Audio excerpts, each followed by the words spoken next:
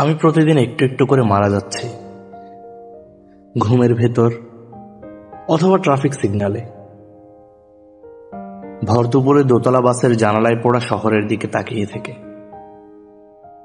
আমি মরে যাই মধ্যবিত্ত আর নিম্ন মধ্যবিত্তের অন্তিম সীমানায় দাঁড়িয়ে। দাঁতে দাঁত চেপে অজবুকের মতো অফিস বাসা এক অদৃশ্য বৃত্তে আটকে গেছে।